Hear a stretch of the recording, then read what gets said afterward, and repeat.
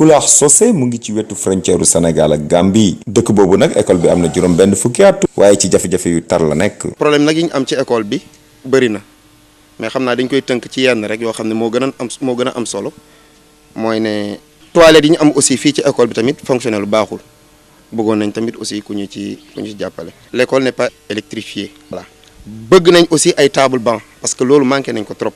poste de santé bu Kulaar nag ña fay liggéeyee bariwuñu moo taxit liggéey ba metti na ci ñoom. au moins 30 villages yoo xam ne ci district Nioro lañ bokk dañuy ñëw di traité woo fii booleeg ñun suñ population bi ñu polarisé moo tax gis nga 14 heures jot na ca xaajalaguñ suñuy malade ca loolu chaque jour la lum tuuti da nga def 40 consultations. bu dee jouru samedi tu fais au moins 60 xam nga kon du dispensaire bu ndaw buñ mënoon yokk personnel bi par exemple yokk def 2 sages-femmes.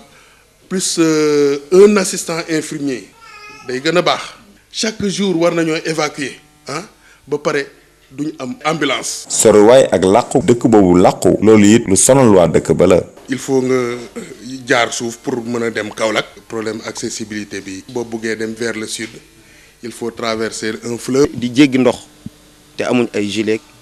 waaye nag am na ñoo xam ne fa la ñu cosaanoo ñu ngi dellu si ngir di jàppale bu baax waa dëkk ba am na ci kenn kuñ ci tudd nag tudd Sidi Kanté di ab mareyeur opérateur économique.